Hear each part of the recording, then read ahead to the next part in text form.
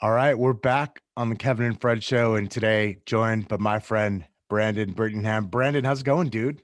Good, man. How are you? I'm excited to be here. I appreciate you taking the time with me today. Man, I'm fantastic. Thank you for asking, and I'm excited for this too. You and I have gotten to know each other over the last couple years. Met in I think initially in Los Angeles at a John Cheplack mastermind, and hmm have kind of crossed paths a few times since then. And you're just one of those guys I really like and respect. I love the way you do business, which is much differently than me and so many others. And so I'm excited to kind of dive in and put you on the hot seat, dude.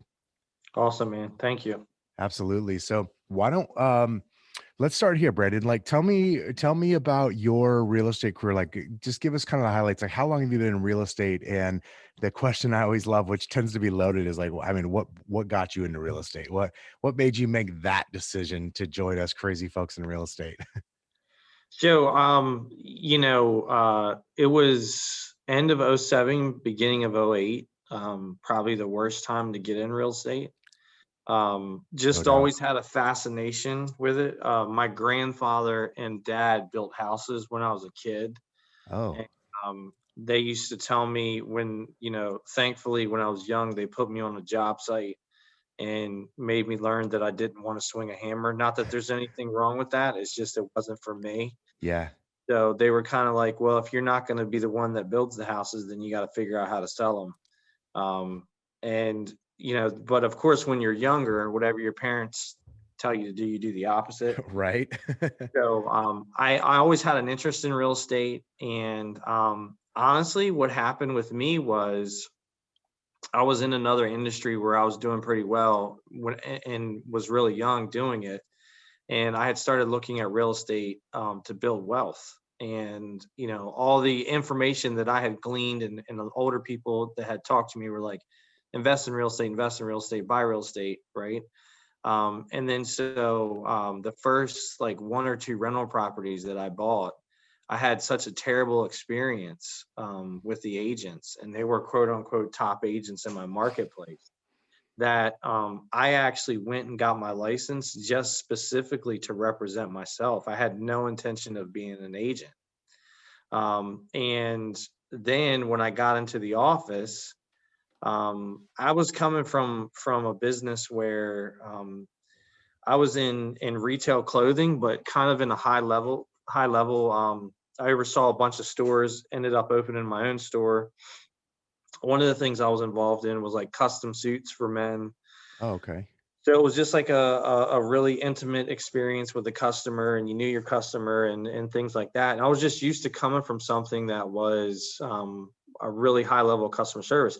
Not to paint every real estate agent with the same brush, but my first brushes in real estate were not the greatest experience. And then when I got into the office, when I first got my license, I was kind of like, man, you know, because this was like the emergence of e-commerce and things like that. I was just kind of like, man, a lot of these agents do things very old school in the old way.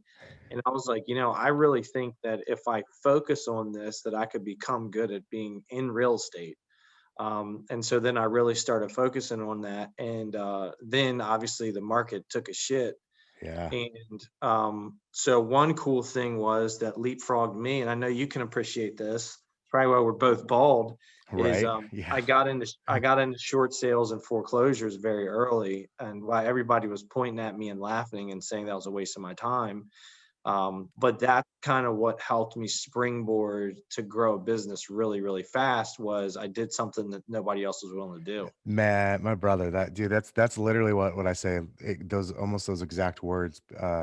My third deal was a short sale, and then pretty much the next 1,000 or so were short Yeah, sales, right? yeah. And everybody told me not to, and which made me just want to do it more. But also, man, it was like that's how I cut my teeth. That's how Fred and I learned to really grow a business because it actually enabled us to scale. What everybody else thought was hard gave me a distinct advantage to be able to go out and scale from just selling real estate to running a business very quickly. And yeah, so yeah, very similar, man. I can relate. So let me ask you this because I know in our market and in our business, and a lot of folks I know who also kind of specialized in, I'll just call it distress, whether that was REO, short sale, or both. A lot of those folks, dude, they didn't, to be frank, like, they didn't make the turn that you've made. Like, I didn't my pivot. business got better afterwards. Not that I didn't have not that we didn't have a time of, like, growing pains, because we did. My business is significantly better today than it was then. And I know you and I probably both know a lot of the same people that, like, their business, it basically doesn't exist or is pales in comparison to what it was in those days. Like, how did you make it through that into succeeding in kind of a more normal market, and now what is obviously not normal at all? What do you think that was? So I think it was a number of things. I think it was, so first of all, the short sale foreclosure, right? It helped us grow this huge database. And it was these people that so that's another thing that I learned early in my career. It was I'd go out on a listing appointment, and I'd be like, well, how the hell are they calling me when the agent they sold them the house has been in it for 20 years? And they were like, we don't even remember who we bought or sold our through. We never heard from them again. Yeah. So very early on, one of the things that I tried to master was staying in touch with people, sending things to them, not just selling their house and then them disappearing. But then also it was leveraging the database that I had built in the distressed market. And kind of, and then I also knew that that there was no way it was going to last forever. So I started to transition into I think I was very early in kind of grasping digital marketing, video. I mean, I know you guys were real early in video. I think the first like real estate video we did was probably 9, 10 years ago. It might have been even sooner than that. So we, started just transitioning to trying to build a brand early, and then just kind of pivoting to, we knew short sales and foreclosures weren't going to, last. And then kind Yeah. of looking at, just always trying to look ahead of, where do we think the next turn is going to be? And then just trying to be ahead of it and just trying to pivot and evolve. Yeah. Well, I think that's, I think that's what you have to do. First of all, you've always got to be looking for what's the Wayne Gretzky quote, skate to where the puck is going, not where it's at. And it can be hard to do, because it's hard to tell where things are going, but absolutely it's something that, it's something that you've got to continue to do, especially now, man, the rate at which this business is changing. So, I mean, correct me if I'm wrong. I mean, so last year in 2020, which obviously was weird for everybody. And what's weird is most people I know either had business wise like a banner year or a terrible year. Like, it seemed Yeah. like there was no middle ground. No in between. Yeah. And if I remember correctly, I mean, you guys did north of 700 plus units. Is that right? Yeah. We did almost 750. It was like 749 and three quarters, which I still don't understand what that means. I know it's those dang referrals, man. It's Yeah. like, okay, so what's I had to pay someone 0.25, so I only get I only Right. get credit for 0.75, but I sold the whole house just for the record. Right. Right. Yeah, okay, so obviously, dude, you're crushing it. Um, what like what do you see now? Like, where are you what are you thinking about? Maybe it's where the puck is at currently, but like, what do you think about now as as we're always going to be going through a transition, and what is next, I don't know, but like, kind of, what are the things you're thinking about in your business? So a couple of things. Number one, I think if you can solve pain points and you can solve the customers' pain points, I think that's a big deal. I think you've seen the rise of iBuyer, even though it may be a small percentage. We Yep. have our own iBuyer set up here, and we've seen. We only did probably 30 last year, but to those 30 people, that was a huge solution for them, right? We got into property management a few years ago, probably 6, 7 years ago. And one of the reasons we had a banner year last year was because, PM, helped us explode. And, working in different facets of ancillary businesses, mortgage, title, insurance, different things like that. I think if you build a brand and you can solve people's problems and whatever that looks like for you, I think is is where the next generation, because of what the consumer demands and what they want. So for us, we just kind of looked at how do we make the transaction easier and smoother, and what businesses could we build around it to make it easier for them. And just kind of looking at it from that standpoint. I think there's a lot of talk in the industry. People are scared of the tech companies and all that kind of stuff. Yeah. I just think if you're good at your job, none of that shit's going to matter. Yeah. um, and especially if you provide a ton of value. I think that's, people want to do business with people they know, like, and trust.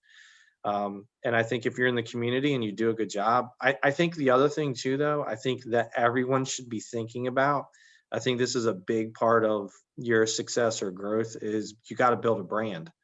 And I think that as, agents and teams and brokerages, sometimes we don't really think about that, what that entails and what that looks like. But I think build a brand, and then if that brand on the back of that you can deliver on service, you're going to be in good shape. Okay, so let me ask you a question. So, we started to build a brand early on without even kind of realizing it. And one of the things I noticed is my brand was uh um it was more known, if you will, with other realtors, less so than the consumers, right? Mhm, mhm. And however, I we always were making an effort towards the brand with the consumers. What I'm feeling like, and I'd love to just hear you like spitball with me on this, is I'm feeling like, okay, as we're building a consumer brand, it's easier to build with the with other realtors, right? Because everyone's trying to learn from everyone or kind of see what everybody else is doing. But on the consumer side, what I'm feeling like we have to do better is, because of, like you mentioned, these tech companies, the iBuyers, what they are doing is they're if nothing else, the service that they're giving us as agents is providing us insight as to what the consumer is looking for beyond what it is we've traditionally provided. And so Sure. if we can have a brand that allows us to provide more than just traditional home listing and home buying, options other than that, then we could be okay. We may not like, commission compression could happen. We could see a certain percentage of deals go away. Like, we don't have however, if we have a brand built up and we're really taking care of our database, we've got maybe four or five other six other things that we can do that provide as a service, or something for our consumers. Is that where you what you mean by that, or am I off base? No, no, exactly. I think to everything you said is correct, and I think if your brand is known for solving problems, right? So even in today's world, so last year, I personally settled almost 300 properties, right? Dang. As a salesperson, and a majority of that came from my sphere. So again, my thought process is, if you build a big brand, if you love on your database, and you do a good job, people are going to refer business back to you. I think the one thing that no tech company can figure out is, it's so hard to figure out where people are in the journey, right? Like, we're all trying to pin down intention of when they're going to buy and sell, but no one has really figured that out to a T. So Yeah. I think by building a brand, it is, if you're everywhere all the time, then you have a better chance of getting the people that aren't in your database, which is what the tech companies are going after, right? And if you build the brand, I think that you cast a wider net. Do you know what I mean? Yep. And then you couple that with loving on your database, and I think that that's kind of the game changer. And so for us, we grew exponentially last year. It's hard to say what last year is in the future as far as what we measure that year against. But last year, we did step up a lot of marketing effort, billboards, TV, radio. We did a lot more than what we normally do, and we've seen a huge response from the consumer as far as helping our growth. So I think it's visibility. Do you know what I mean? It's Yeah. visibility in the marketplace, and building a brand. And then, but you got to be able to perform once you do that.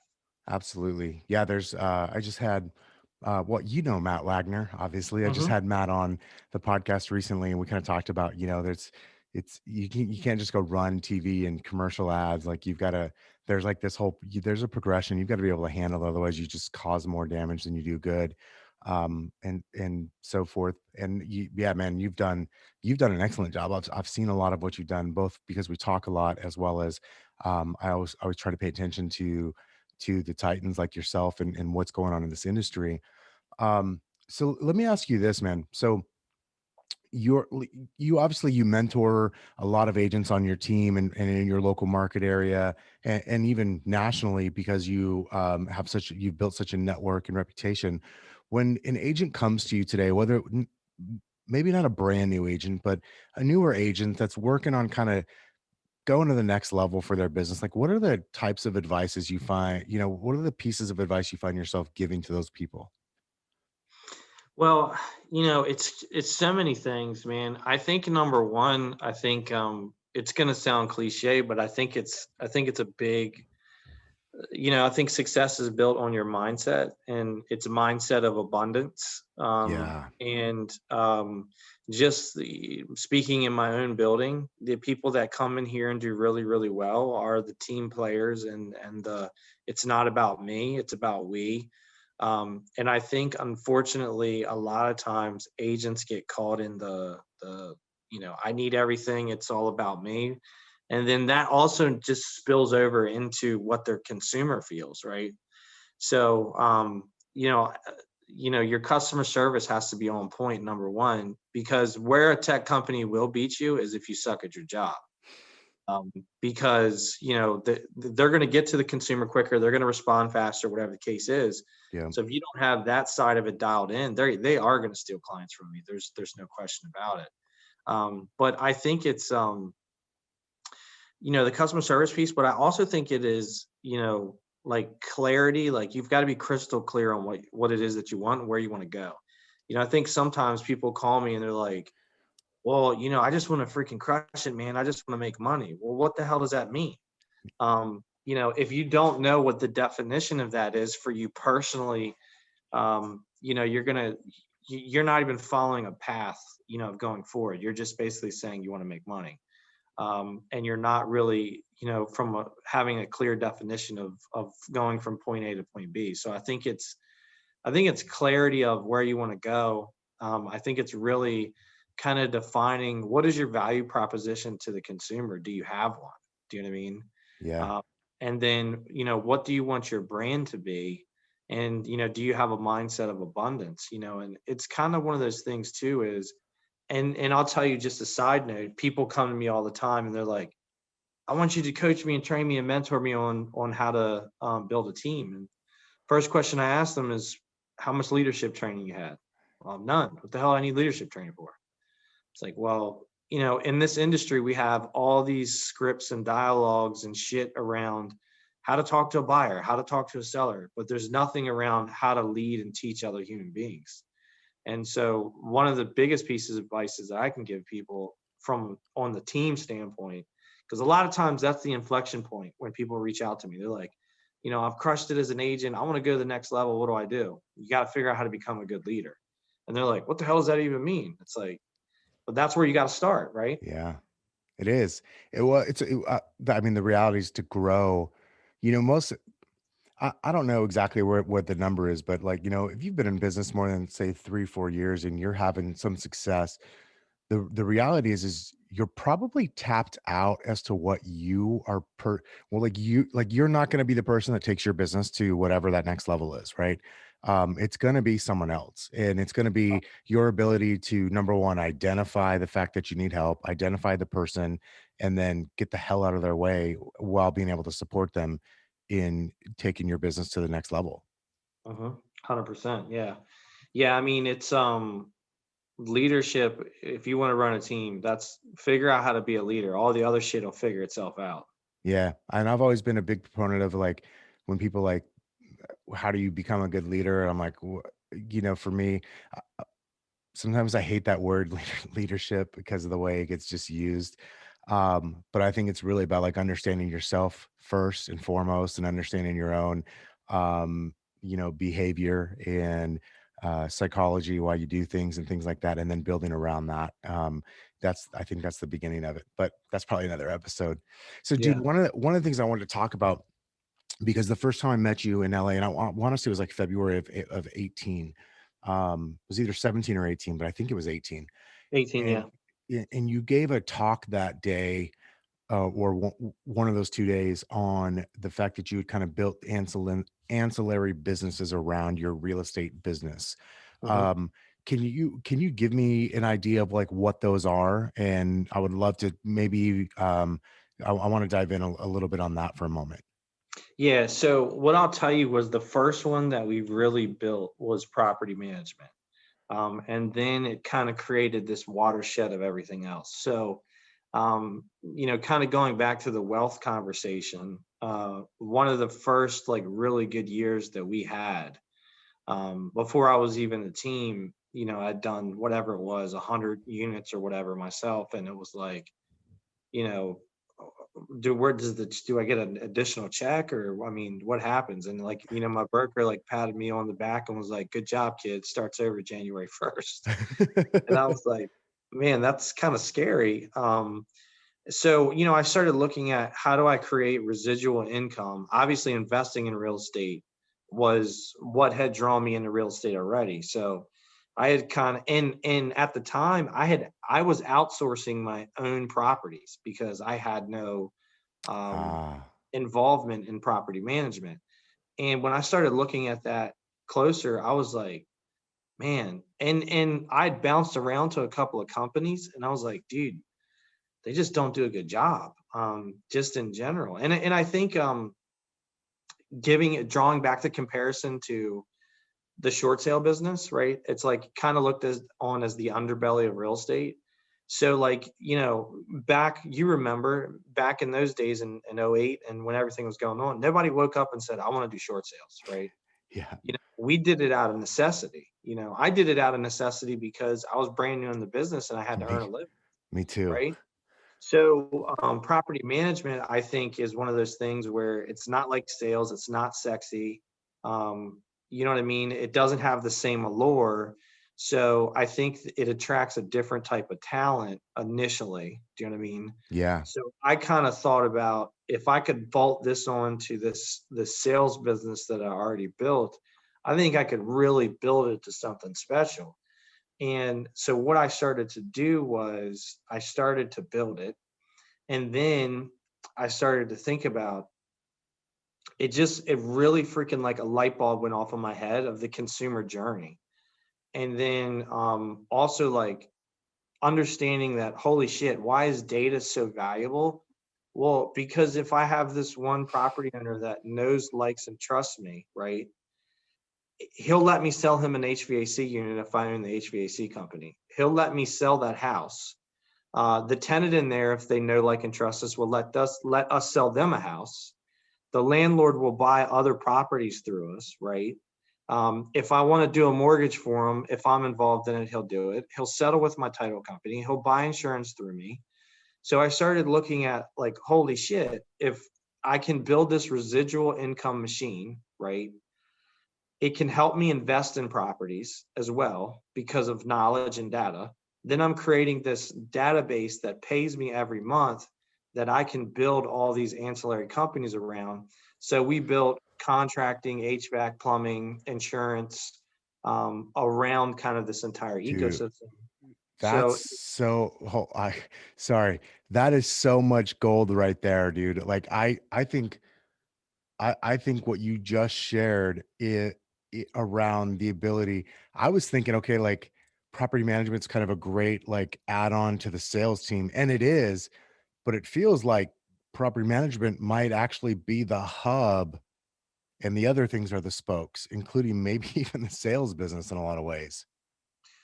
So our sales business has obviously exploded to Yeah, such a level that it's a different animal, but they are feeding each other now, right? Because the largest single sale that I've ever done in my life as an agent came from a property management lead. And I personally own a 120 unit apartment complex that I bought and got paid a commission on that originally contacted me through property management to manage it, right? Dude, So we solid. we we managed it for it was in such disrepair when we took over and I became really good friends with the guy who owned it. And he said, if I ever decide to sell it, I'll give you a chance to buy it, right? And then kind of behind that too was, the huge tax benefits of owning real estate, right? Yeah. But that was another big part of it. So, yeah, so where I just looked at if I have a bunch of people that trust me, I can figure out ways to provide a better experience and then they'll continue to do business with me. And when I looked at like some of these large brokerages and these big businesses and really started to dive into it, a lot of their profitability was made off their ancillary business, not necessarily their brokerage business, right? Yep. So just try to look at those kind of models and then just try to mirror it the same. And then again, it was the same thing. It was kind of the Amazon or the Apple thought process. It's like I don't want you to leave to go buy through someone else or Yeah. sell through someone else because I don't have a piece of that business that can solve your problem. So it was kind of like, and I'll tell you, I tried a couple of them and failed. One that I tried and failed was a moving company. We were actually at one time moving people, and that one was just that's a tough business That's a to be. tough business. Yeah. Yeah, so that one, I know some people that do it really, really well. That wasn't my cup of tea. That was one of the things, again, just trying to solve people's problems. So, yeah, it was just, hey, how do I provide the best level of service, solve their problems, build these answers, build this hub around the consumer. And, one of the things that we found out is, we could sell them 6 to 7 different things. And I think that's part of the future of the industry, honestly. Yeah, it is. I mean, I firmly believe that anyways. I mean, I don't want to sound so sure of myself, but that I'm of the same mindset. Let me ask you this. Give me an idea, like how big is your property management company these days? Like how many doors or how do you count that? 1,200. 1,200 doors. Yeah, so it's pretty large, and Whoa. we went from 0 to 1,200 in a pretty short period of time, in about a 5-year span. What? Dude, that's massive. That, what 1,200 doors, okay, so, like, that opens up so much opportunity. Let me ask you this, like, where do you have, like, a goal for that? Like, is there a certain number of doors you wanna be at, say, at the end of 2021, or maybe it's a longer term goal? So, like with anything, when you get to certain levels of scale, so if we get bigger than what we are, which of course we all want to grow. Now we're getting almost to institutional level as Yeah, far as when we get into 2,000, 2,500 units. It's just a totally different business model. Um, so the cool thing is about property management, when you get to a level that we're at, um, you if you dial it in right, it's almost the best analogy that I can give you is like sometimes we get drunk on leads sometimes, yep, right? And it's like, I need to buy more leads. And it's like, no, you don't need to buy more leads. You need to double down on your conversions. So we're kind of at a place where, you know, doubling down on our ability to serve those 1,200 got it. adds a massive level of profitability. Um, and then, because our next ability to scale is really like, do we want to go super institutional? Because we have a mix of everything. So, to kind of grow again, then you're getting into much larger apartment complexes, things like that, which, we may or may not do. We could continue to grow slow and steady and probably get to 15, 1,600 units and do very well. So we're kind of at an inflection point of, do we grow slow and steady or do we just try to explode growth wise? But if we go the latter, it's just a different business model than we operate now. Totally. Dude, I just wanna say, like, honor your ability to even see through that. I think so many of us in this industry, it's just like, we just know there's a bigger number out there that we quote, "could have," and so we tend to go for it, sort of with reckless abandon, but for you to pause and go, Yeah, I could do that, or we could just dig deeper on the well that we already have. There's so much to be said for going deeper as opposed to wider in our businesses, especially when we're talking about something like this, where there's so many other ways to monetize and serve people. It makes a huge difference. All right, dude. So I'm going to put you on the spot. Um, you started putting together. So I mentioned you and I met through John Cheplack's a couple times, and I noticed in part of that community that you were starting to share some of what you've learned and putting together even a course on property management. As you know, I own and run Next Level Agents Facebook group with Fred, my business partner, and we've got a great audience of listeners both through this podcast and in that group who will watch the video and not listen to the podcast, but that would love to learn more about property management. Is that content polished enough to where you could share it like in like a webinar for us? Yeah, man. I'd be glad to. And I'll tell you part of kind of what happened was, um, you remember this, right? And I'm sure you guys did it. Like we got really good at short sales and then everybody wanted us to teach them, Oh right? yeah. Um, so so kind of what happened was, people were hearing about what we were doing in property management, and then we were doing one-off consultations. We'd have people pre-COVID fly into our building Yep. and kind of see how we were doing it. We would consult with people, things of that nature. And kind of what happened was this kind of happened because of COVID. So what we were doing was we were getting ready to do some pretty intense, like 2-day trainings of just trying to teach you how to, the same thing that we did, how do we build it from 0 to 1200. And then COVID happened, right? And so it was like, man, we had produced all this great content, and it's like we didn't want to just shelve it because of COVID. So then we just went in the studio and started recording it, and kind of simultaneously, we had a book publisher got a hold of the manuscript that we were sharing internally, and they're actually going to turn it into a book. And Dude, so really? yeah, we're excited about that. That's coming out probably 3 or 4 months from now. Dude, solid. So kind of what happened was, just I mean, sometimes you don't know if you're doing shit the right way or you're not, right? No doubt. And so I started sharing some of the content, and the feedback I got from people were like, man, we can't find this type of content about growing a property management business anywhere. And then I think some of the cool things that we sprinkled in there was just opening people's mindset to kind of this growing this ecosystem. And another cool thing that we did was we hired a CFO about a year and a half ago, and she was involved in the training. She's freaking brilliant. And she talks, there's a whole segment where she talks about how you should be structuring your business, how to avoid paying taxes, from, leveraging real estate and things of that nature. So we got some of the content out there, and then a lot of people were like, you need to put this together in a training. So that's kind of what we did. And then, we want to bring it to people in the industry at a high level that we know can take it and implement it. That's solid, dude. Well, we'll do this. I'll get with you offline. We'll get a link to like do a webinar. Um and we'll put it in the show notes, and I'll drop it in the group, and we'll do that for the listeners and for the members in the group. I appreciate you doing that. Dude, I feel like I just learned a ton.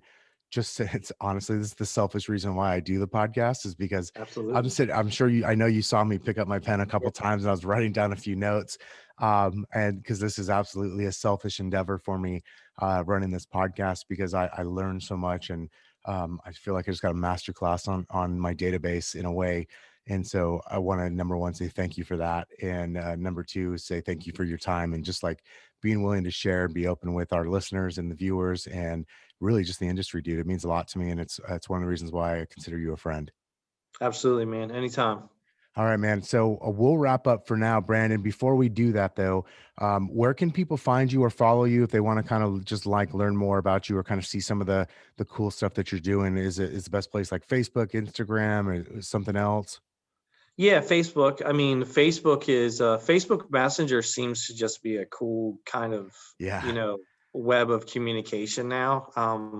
It's just actually amazing. Like how we can connect with each other through that. I think that that's a good place to connect with me and have communication with me. Awesome, and I will, I'll tell you what, I'll put a link to your Facebook page, in the show notes here too, and so anybody just who wants to learn more about Brandon, reach out. Brandon, before we run, what should I have asked you, or what should we have talked about that I didn't yet that you wanna make sure we get in before we run today? One thing just to talk about so I mentioned I hired a CFO, right? Yeah, I'll just give you the 2 minute. There's like so many I pieces love of this, do it. gold in this shit. So, law of attraction, huge believer of that, right? You know, what you put in your mind goes into the world, it comes back to you.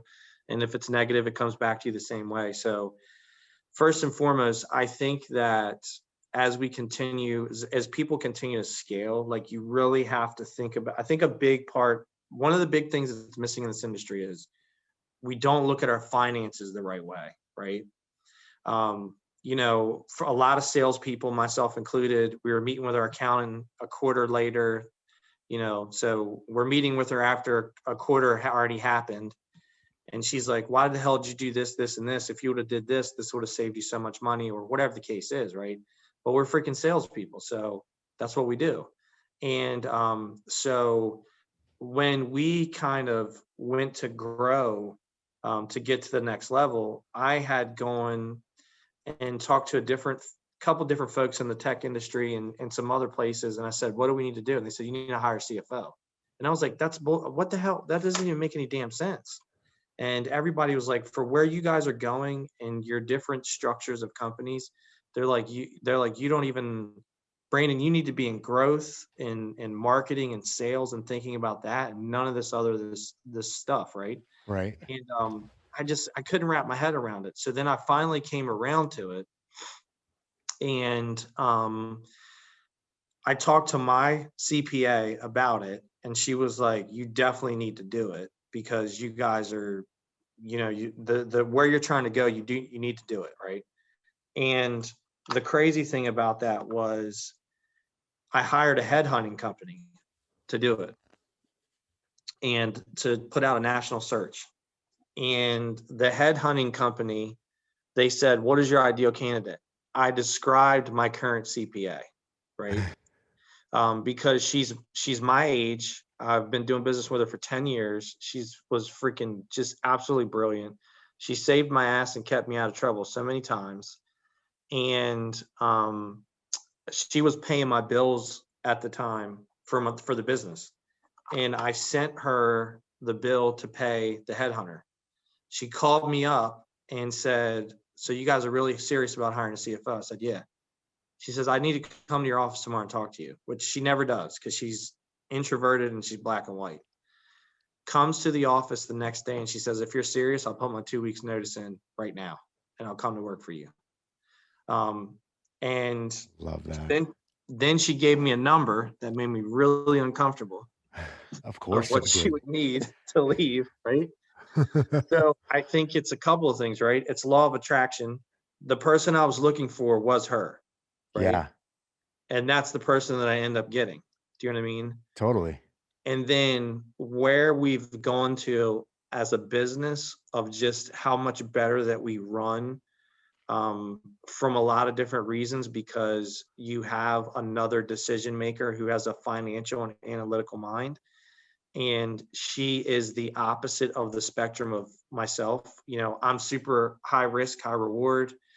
You know, I don't need all the freaking details. You know, I'm big vision. And she is, I need all the details. I'm super conservative.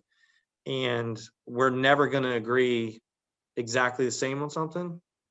So it's kind of that yin and yang has kind of helped us make better decisions. Do you know what I mean? Oh, yeah, heck And yeah. and financially, like, and that's one of the things that we talk about in the training, is like the knowledge that we got from her of like buying real estate for specific reasons, not just the investment, but the tax side and that whole knowledge of it. So I think it's you know, law of attraction, be willing to take the risk. And then sometimes you got to think outside the box because traditionally a real estate team doesn't have a CFO. and we're involved in a lot of businesses, so we needed it. But that's I will tell you that that's a game changer. What you said at the beginning, it's you hit capacity and you got to hire other people. Yeah. Um, Dude, it was one of the best levers like I've ever like pulled to like help take my business and myself and my company to the next level. Um, dude, I wish I didn't have to go in a few minutes because I feel like you and I could keep talking for a couple of, kind of like we did at lunch in Vegas a couple years ago before Sure. the world shut Yeah. down at that Inman conference. Yeah, man. I feel like I could talk with you for a few more hours, or we could record it because it's solid. You reminded me of my buddy who's been a guest as well on the show a couple times, Ben Kinney in Washington. Yeah. I don't know if you know Ben or not Yeah, personally. I know Ben. Yeah. So he's got his CFO, his name is Ross, happens to be Ross, super brilliant guy. And just hearing kind of some of the things that you've said and knowing Ben as well as I do, and seeing his journey and him sharing with me quite a few things. So so similar. So I was gonna say, if you guys don't know each other, I feel like I need to connect you. And second of all, like man, you just put on a freaking masterclass in this podcast, dude. You gave us so much to think about, and makes me want to. First of all, we're gonna have to do a part two eventually, so we can dive deeper on some of this stuff and kind of go down some rabbit holes even further. But again, dude, that was solid. Thank you on that CFO thing. Like, yes, I can't say I don't personally have a we don't have a CFO on staff. I'm a firm believer in having somebody who's watching the money, having tax strategy, having the components of a great CFO. Yes, yes, and yes, and because not enough of us have it anywhere at all in our business, and it's got to be a bigger part of it. We've had a bookkeeper since full-time bookkeeper since before, I don't know, it was early 2010 when we hired him. He still had another job. Now he's got a business with like, 8 or 900 clients, something like Yeah. that. But we were like his second or third client. And so I'm a big believer in that, and big believer in us as agents in real estate. If we're going to behave like real business people, we need to act like it. And that includes the numbers. Like the numbers just have to be part of it. Yeah. 100%. Yeah. And most of us are salespeople, and our decisions and our minds are different than financial people. And that was Yeah. one of the biggest moments of having her, is just her opposite. And then you're like, I'm like, holy shit, I would have never even thought about that. Right. Yeah, you like You they'll know? see things coming that you'll never see. Like it would be like you running into a meteor that would just blow you up, and like you never would have seen it, but because they think differently and look for different things than you, they're able to guide you, man. Dude, this is solid, my man. I appreciate it. I'm looking forward to the property management webinar that we'll put together, and I'm really looking forward to hopefully doing another one of these soon. 100%, man. Hey, I appreciate it. Thanks for having me. All right, Brandon. And guys, we'll see you next time. Look in the links below. If you're listening to the podcast, you can go into the show notes. And if you're on YouTube or Facebook, you'll check them out here in the post or in the comments below. We'll make sure we get some stuff up by the time this gets edited and published. Thanks a lot, Brandon. And See you, we'll see bud. you guys next time. Thanks, man.